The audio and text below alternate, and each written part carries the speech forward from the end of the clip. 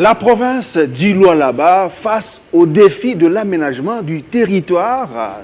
Pour échanger, pour décortiquer cette question, nous avons réussi à approcher Jean-Marie Kaseya Tshingam. Bienvenue. Merci, monsieur le journaliste. Vous êtes député provincial du Lualaba et aussi président de la commission politique, administrative et juridique, PAJ, la commission politique, administrative et juridique au niveau de l'Assemblée provinciale du Lualaba, cher à Louis Kamweni Tumbu Mataïla, en mission dans la capitale de la RDC. Quel est l'objet de votre mission ici? Merci beaucoup, monsieur le journaliste, pour la présentation, pour la question.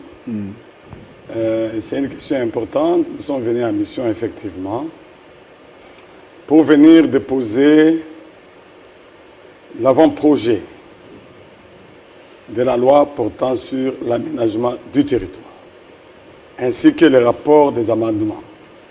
Vous êtes journaliste. Vous vous souviendrez qu'en janvier, ça doit être le 22 janvier 2020, on avait invité les gouverneurs et les présidents de toutes les provinces pour qu'on puisse échanger avec les ministères. Des assemblées. Les présidents des assemblées, effectivement. Les assemblées provinciales. Exact, provinciales. Pour qu'on puisse échanger sur l'avant-projet de loi de l'aménagement du territoire. Raison pour laquelle, quand notre président Louis Kamweni Mataïla a été ici, il a amené le texte Martyr chez nous à Kolwezi.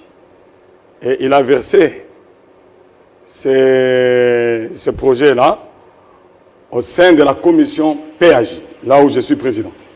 Nous sommes attelés, on a travaillé, on a vu tous les contours du texte et finalement nous avons sorti pour la province du Lualaba un avant-projet. Étant donné que c'est une loi nationale, il fallait amener avec des amendements pour qu'on puisse aussi intégrer les soucis de la province du Lualaba.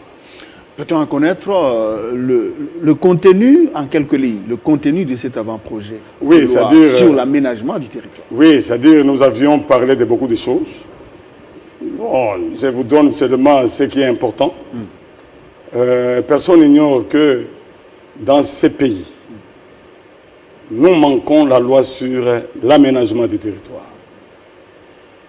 Vous allez comprendre que c'est depuis l'indépendance jusqu'à aujourd'hui, nous avons fouillé partout, on n'a pas trouvé. Et il fallait l'amender. Nous avons corrigé les articles. Nous avons mis aussi d'autres points importants parce que l'aménagement du territoire, c'est une question nationale. Mais au niveau des provinces aussi, nous avons innové pour permettre à ce que, dès que le ministère va déposer des documents au niveau du Parlement, qu'on puisse aussi intégrer, non pas seulement les préoccupations de la province du Lualaba, mais qu'on puisse aussi voir dans quelle mesure on doit intégrer les préoccupations de toutes les provinces. Maintenant, vous avez été reçu par le ministre en charge de l'aménagement du territoire du gouvernement Ilunkamba. Quelle était sa position par rapport à votre démarche? En tout cas, sincèrement, je dois être honnête, vous avez suivi même vos images, vous avez des images. Il nous a félicités parce que vous devez mettre en tête que nous sommes pendant les vacances parlementaires, mais nous, au Lualaba, nous nous sommes dit que c'est une question très importante. Nous avons accepté de travailler même pendant les vacances. Jusque même aujourd'hui, nous sommes en vacances parlementaires, mais c'était une question très importante de l'intérêt de notre pays et il fallait travailler pour permettre au mois de mars que le gouvernement puisse déposer l'avant-projet au niveau du Parlement. Oui, Jean-Marie Kaseya, pour revenir un peu à l'évolution de la politique au niveau de la province du Lualaba, vous êtes connu comme un député provincial du PPRD, mais très bouillant. Vous êtes du PPRD, vous êtes du Front commun pour le Congo, coalition chère à Joseph Kabila, à Kabange. Vous êtes connu comme étant un député très bouillant et souvent, vous n'hésitez pas à rentrer dedans. L'exécutif provincial. Parfois, bon, vous aimez souvent le faire en public, du haut de la tribune de l'Assemblée provinciale. Parfois, on vous accuse de ne pas le faire en vase clos, à huis clos. Qu'est-ce qui se passe? Merci, monsieur le journaliste. Je pense que s'il y a les huis clos, nous décrétons les huis clos au niveau de la province.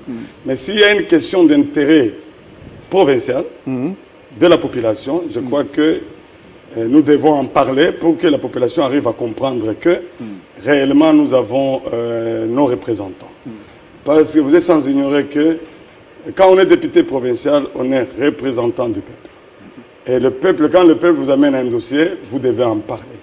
Et on en parle généralement dans notre hémicycle. Et vous connaissez vous-même, vous êtes journaliste, les séances de nos plénières sont publiques. Et là, il y a des chaînes de télévision, il y a tout. Bon, c'est-à-dire les journalistes, ils captent là où ça intéresse, l'opinion, et on balance cela. Ce n'est pas à nous de dire nous aimons discuter avec les gens pour qu'on puisse... Non, ce n'est pas ça. Notre souci, c'est de travailler pour l'intérêt du peuple Lualabé, parce que nous sommes là pour ça. Nous sommes là pour ça, nous sommes élus pour défendre les intérêts de la population. Vous avez été nommé comme ministre en charge des affaires coutumières et décentralisation. Mais vous avez décliné l'offre du gouverneur Mouyèche. Que s'est-il passé? Merci, monsieur le journaliste. Je pense que, comme je l'avais dit aux premières heures, pour moi, c'était par convenance personnelle. Je me disais, je suis quand même député, élu par le peuple, et que la base a estimé, bon, pendant la période de campagne, que tu dois parler en faveur de la population. C'est pourquoi j'avais estimé bon de rester à l'Assemblée provinciale pour soutenir la population. Vous voyez, aujourd'hui, nous sommes en train de parler de la loi sur l'aménagement du territoire. Je vous retourne à ce point-là. C'est important, vous savez, moi, dans l'avant du premier gouvernement, j'étais en dehors d'avoir d'autres secteurs, j'ai géré aussi l'aménagement du territoire. Le gouvernement Mouyèche. Exact. Okay. J'ai géré aussi l'aménagement du territoire. Vous allez vous rendre compte, aujourd'hui, quand nous parlons de l'aménagement du territoire, quand nous voyons ce qui se passe, aujourd'hui à Kinshasa, il pleut. Il pleut. C'est depuis la nuit jusque maintenant. Mais je vois, le soir ici, vous allez nous balancer des images. Oh non, il y a une maison qui s'est écroulée, il y a ceci, il y a des catastrophes. Vous allez dire tout ça. Mais j'avais pris l'option de rester, c'est pour travailler, comme ce que nous venons de faire, comment on doit sauver la vie de nos populations. Raison pour laquelle nous sommes en train de nous battre sur cette loi que nous encourageons en passant le ministre Agé Matembo, Toto, pour la première fois le pays aura sa loi d'aménagement du territoire. Et nous, en tant que députés, nous, en tant qu'élus du peuple, nous devons travailler pour l'intérêt de notre peuple et de ce pays. Bon, d'après les infos en notre possession, ce qui avait motivé votre refus, vous aviez même, certains disaient même que vous aviez dénigré les chefs coutumiers parce que vous aviez parlé qu'on vous a donné un ministère pour gérer les féticheurs. En tout cas, je ne pense pas. Vous pouvez même vérifier au niveau de notre province. Vous aviez taxé les chefs coutumiers des féticheurs. Je n'ai jamais dit ça. Qu'on me montre les images. Je n'ai jamais dit ça. C'est à tort qu'on m'accuse. Ce sont des gens qui ne voyaient pas comme moi, qui ont commencé à propager des mensonges. Je n'ai jamais dit ça. Vous n'avez jamais dit ça. Vous auriez bien voulu avoir quel poste? Est-ce que ce n'est pas parce que vous vous attendiez à un poste plus juteux que le ministère provincial en charge des affaires coutumières et décentralisation. Non, c'est-à-dire, mon ambition n'était pas d'entrer au gouvernement. C'est vrai, vous avez totalement raison de poser cette question, parce que nous, Congolais, nous sommes habitués, quand on vous nomme ministre, vous devez organiser une fête, vous devez faire beaucoup de bruit, parce que pour vous, vous voyez que vous devez avoir l'argent. Mais par contre, nous autres, qui travaillons pour l'intérêt du peuple, nous nous disons, mieux vaut être à côté de ce peuple-là qui nous a donné ce pouvoir que nous avons aujourd'hui. C'est pourquoi, si on doit nécessairement vous nommer à un certain niveau, je crois qu'on doit vous consulter pour que vous puissiez aussi donner les idées. Vous n'étiez pas consulté? Si on m'avait consulté avant, je pense que je pouvais peut-être donner mon orientation. On ne pouvait pas peut-être me nommer parce que j'avais l'ambition de rester à l'Assemblée provinciale pour travailler à côté du peuple. Vous étiez nommé par surprise, vous n'étiez pas consulté? Ah non, non, non. Bien avant? Non, non. Ok, Kasséa Tchingambo, depuis que vous aviez refusé ce poste, on vous voit vraiment tirer chaque fois à boulet rouge sur le gouverneur Richard Mouyej. Et la plupart de ses proches vous considèrent comme leur ennemi. Est-ce que... Comment vous voyez un peu bon, je pense que c'est là qui disent ça, ils n'ont pas totalement raison. Parce que quand on est député pour travailler pour l'intérêt du peuple. Quand on est ministre, on travaille pour l'intérêt du peuple. Maintenant, je ne vois pas pourquoi est-ce qu'on doit dire que nous sommes des ennemis. Moi, je ne pense pas. Quand les choses sont bien faites, suivez les images chez nous, j'encourage, je félicite l'exécutif. Mais là où ça ne va pas, je dis ici, ça ne va pas. Ce n'est pas un péché quand vous dites que ici, ça ne va pas, on vous taxe d'un opposant. Ce n'est pas normal, ça. Ça, c'est pas normal. Vous savez, ces pays, tantôt là, il nous reste encore 4 mois, nous allons totaliser 60 ans d'indépendance. Avec quel résultat? Non, je crois qu'on doit travailler pour l'intérêt de ces pays, l'intérêt de notre peuple. C'est important, monsieur le journaliste, parce qu'on est politique. On n'est pas politique pour sa famille, mais on est politique pour la population. On est politique pour aider notre peuple à retrouver son intérêt, à retrouver son compte. C'est la raison pour laquelle nous sommes là. Nous travaillons pour l'intérêt du peuple. Vous êtes parmi les cadres des premières heures du Parti du Peuple pour la Reconstruction et la Démocratie de Joseph Kabila Kabange. Aujourd'hui, certains considèrent que parfois vous ne suivez pas la ligne de votre famille politique dans vos interventions, dans votre façon d'agir et parfois vous vous écartez de la ligne tracée par votre autorité morale, Joseph Kabila. Bon, je ne pense pas, parce qu'on devrait me brandir nos textes. Nous avons des textes, au PPRD, il y a des textes. Est-ce que je suis allé à côté des textes? Je ne pense pas. À côté du règlement... En malmenant son représentant... Non, en dehors du règlement d'ordre intérieur, je ne pense pas. De l'exécutif du là-bas. Non, je ne pense pas, il n'y a pas ce problème-là. Peut-être que le problème peut être ailleurs. Mais pour moi, ce que vous devez retenir, parce que vous venez de parler de notre parti, vous voyez la vision de Joseph Kabila, matérialisée sur le terrain par le secrétaire général, le secrétaire permanent Ramazani Chadari. On nous demande toujours de travailler pour le peuple. Et que ce soit quand vous vous retrouvez à l'exécutif, que ce soit au niveau de l'Assemblée, nous travaillons pour le peuple. Voilà l'instruction de notre hiérarchie. Si je travaille pour mon intérêt, là je suis à côté. Mais si je travaille pour l'intérêt du peuple congolais, vous êtes sans ignorer que, vous voyez, quand nous parlons du PPRD, c'est important. Nous devons du respect au président national du PPRD, Joseph Kabila. C'est grâce à lui aujourd'hui, il y a l'alternance. Nous l'appelons le père de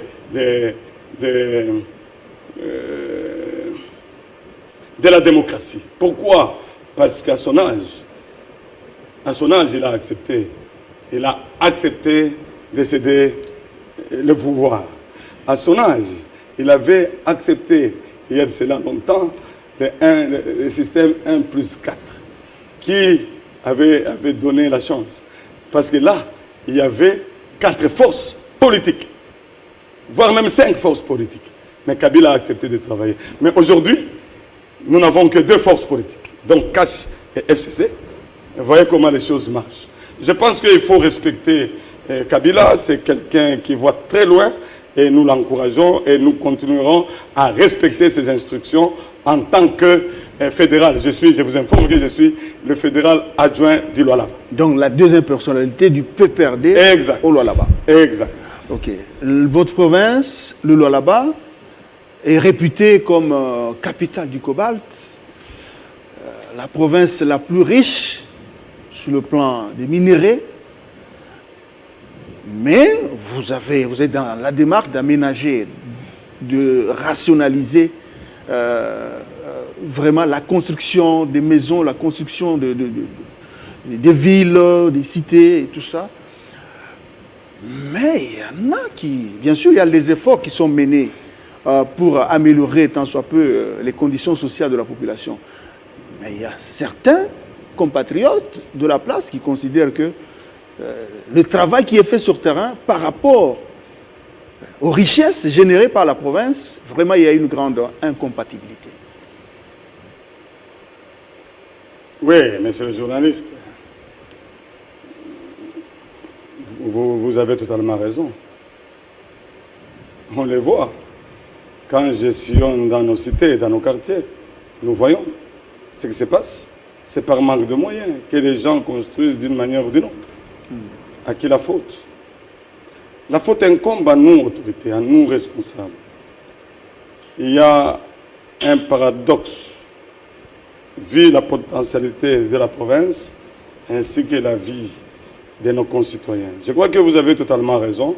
C'est pourquoi nous vous disons que nous avons voulu travailler à côté de ce peuple-là pour, effectivement, réduire tant soit peu la souffrance de nos populations, la misère de notre peuple. C'est important comme vous venez de le faire. C'est pourquoi nous sommes en train de travailler.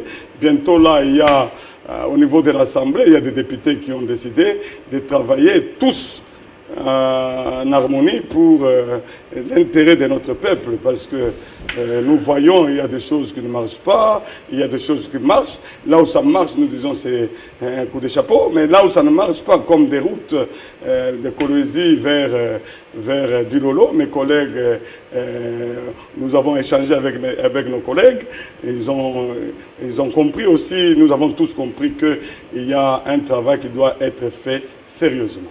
Donc, mais c'est quand même une route nationale. Oui, Est-ce qu'il revient à l'exécutif provincial de... Non. C'est-à-dire c'est une route nationale, vous avez totalement raison, mais la population ne comprend pas tout ça.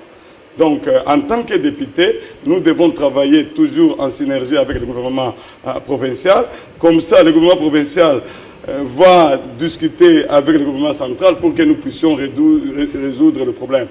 Dernièrement, il y a des gens qui ont dit, mais les députés, nous vous avons choisi, mais nous souffrons. C'est un problème très sérieux et très délicat, comme vous le dites, parce que en tant que député provincial, la population ne comprend pas tout ça, mais ça revient à nous. Nous, en tant que députés, de temps en temps, d'échanger avec les membres du gouvernement pour voir dans quelle mesure on doit demander à l'exécutif de s'impliquer. Et le gouvernement provincial ne peut pas s'impliquer seul.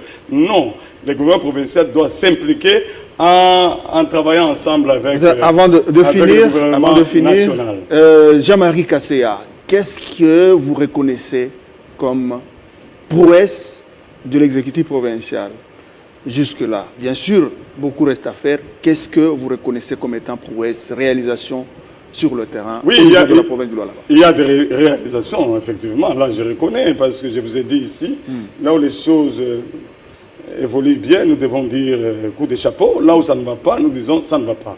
Donc, jusque-là, nous voyons quand même le travail de Ewabora, l'Athénée. Ça, c'était un bon travail. Nous voyons les travaux peut-être de certaines routes.